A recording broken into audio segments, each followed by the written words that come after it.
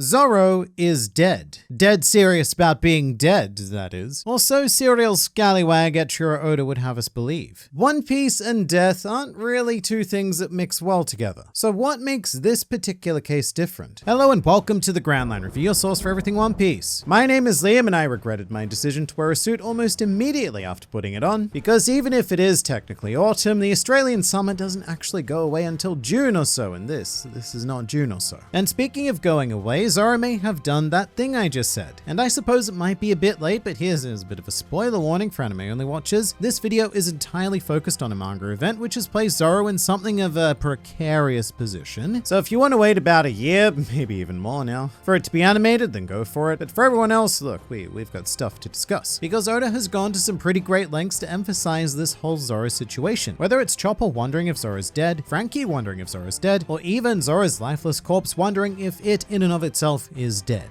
That and the literal Grim Reaper, which is, well, it's usually a bad sign for those who enjoy partaking in the activity of life. And examples of such livophiles include Launchpad McQuack, Garfield Expert, and the Chode of Hammurabi, which I believe is a somewhat crude reference to an ancient Babylonian legal text. But all three of these people things have achieved a new lease on life by subscribing to the Grand Line Review, which will result in consistent injections of One Piece culture being administered directly into your YouTube feed. And if you'd like to be our next subscriber of the day, then hit the button and please do say hi in the comments below if you are a new member of the Grand Fleet. Welcome! Now also, because this is such a huge event, tributes from Zoro have been pouring in from all across the place, offering him eulogies such as the following. Rest in peace, Zoro. We told him not to go into the light, and as expected, he went in the wrong direction. Powerful stuff there. Alright though, here is the sitch. In chapter 1038, after Zoro had finished spanking a man by the name of King, out of absolutely nowhere, a Grim Reaper appeared in a rather threatening manner. In fact, the sound effects included the classic JoJo go go go go go go go, which can be roughly translated as a generally menacing vibe. And we cut away from Zoro just as he was about to be struck by said menace. Now, the next we saw of our Moss Man was in chapter 1040, seemingly unconscious as his rather lifeless body was falling from the collapsing island of Onigashima. Crucially, with no sign of the magical Reaper. 1040 was then followed, as it is often, by 1041, with the ever thick with two C's Frankie catching Zoro and yelling various English words at his still lifeless body.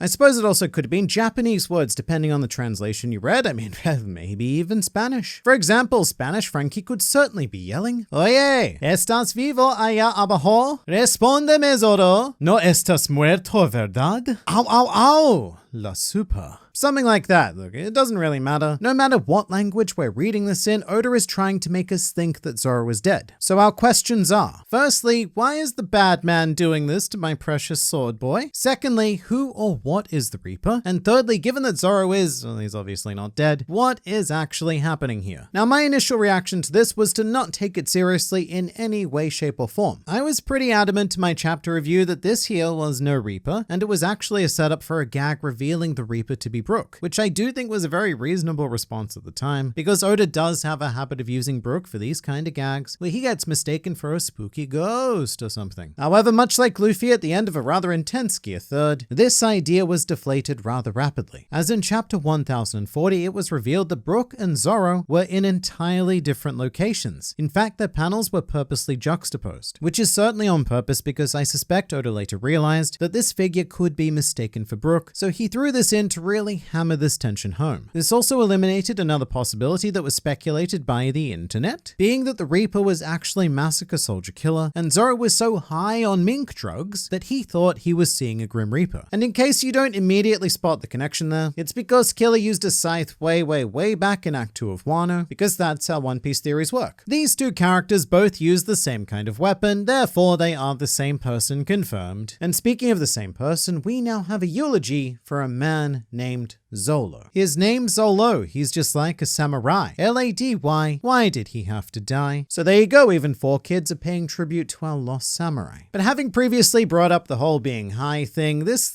was actually another semi-prominent thought. The idea that Zoro's mystery drugs were having something of a mental effect, and that all of this was in his head all along. Remember, this concoction was offered to Zoro courtesy of a talking goat standing on his hind legs, which, you know, that's not traditionally satanic at all. And this substance was described as, and I quote, the medicine. So I wouldn't exactly be surprised if Zoro here was getting lost on a bit of a trip, and I suppose this is supported by the fact that nobody aside from him has actually seen this Reaper, and that the Reaper vanished as soon as Zoro seems to have lost consciousness. It is probably the most realistic explanation, but realism is notoriously unreliable when it comes to fictional pirates, which leaves us with dos verosimil explicación, and the idea that we're going to explore first is the one presented by the author, which is that Zoro is dead, or dying present tense rather than past tense, because Oda is really trying to beat us over the head with this blunt and heavy idea bat, because in the very same chapter that Zoro encounters the Reaper, Zoro exclaims to himself, he's not going to die, is he? And as stated before in the chapter where Frankie finds Zoro, he once again drops that all-important word, questioning whether or not Zoro is dead. And of course, in the middle, we have the Reaper, all together forming a delicious 3-part death sandwich. But instead of being drizzled in mayonnaise, it's just being marinated in a pool of Zoro's own blood. I'm not opposed to Zoro dying, so long as he doesn't actually complete the process. There is something to be said for Zoro in One Piece, which is that more so than any other character, he is the one who very consistently knocks on the door of death and then quickly runs away before death answers the door and goes, well, you crazy kids again. So maybe this one time he has gone too far, or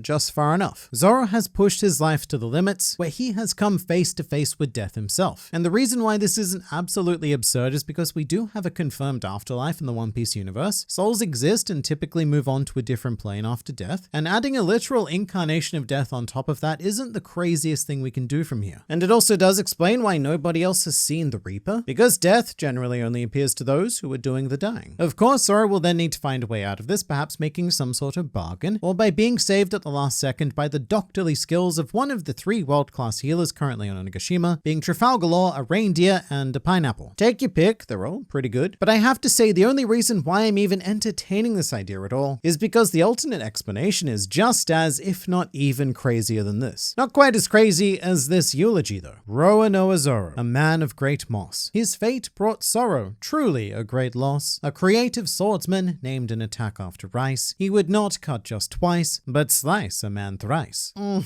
Simply beautiful. The next idea, crazy as it may be, is also the one I most strongly support, which is that this here Reaper lad is in fact a manifestation of Kozuki Oden's ex-blade Enma. And this, unlike most ideas so far, has actual evidence in its favor. Firstly, the idea of living swords, which I don't want to say is confirmed, but it is very strongly hinted at in chapter 1033 by Shimotsuki Kozubura, who said, "A sword has its own personality. A swordsman must master it and bend it to his will," which we have seen examples of in the past. Specifically with the Sandaiki Tetsu, which Zoro notoriously referred to as a problem child. But interestingly enough, Enma's personality very much aligns with the concept of a Grim Reaper. Now this is quite obvious to anyone who isn't some sort of English-speaking swine, but Enma is very clearly a reference to the King of Hell in Japanese Buddhist mythology, which is already highly relevant because after defeating a king, Zoro claimed that he would become the King of Hell. And I suppose that Enma took that quite personally. Amongst Enma's duties include being a personification of death, as well as judging souls of the departed and deciding whether said souls go to heaven or hell. So if you really want to be on the good side of Enma, you don't generally want to state out loud that you're going to take his job and sleep with his former boss's daughter. A very bold maneuver indeed. Will Zoro be remembered for this? Well, only this eulogy will tell. What can be said that hasn't already been? This man, this swordsman, truly was worthy of a 4th dragon sword in the most special of places. Which is a reference to an artwork I did featuring Zoro clenching a dragon sword between his buttocks. And just for an update on that, the completely real Barack Obama even commented on this picture saying, "The way you drew Zoro is truly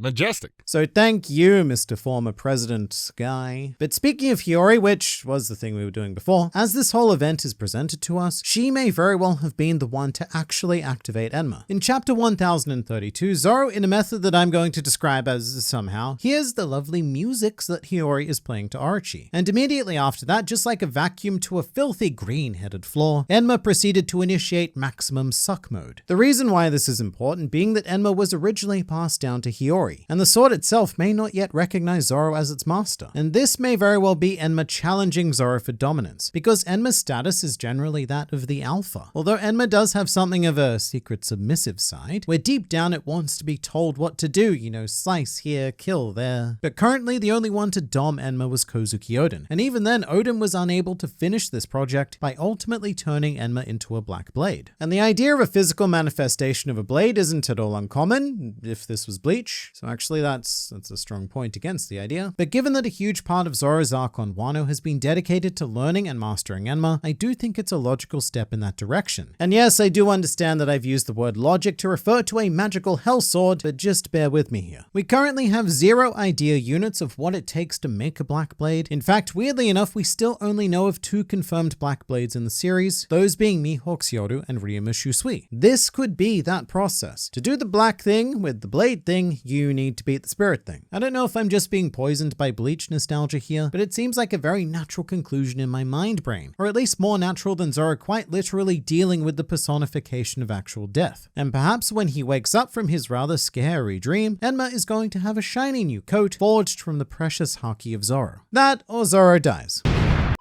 My Zoro tribute fell.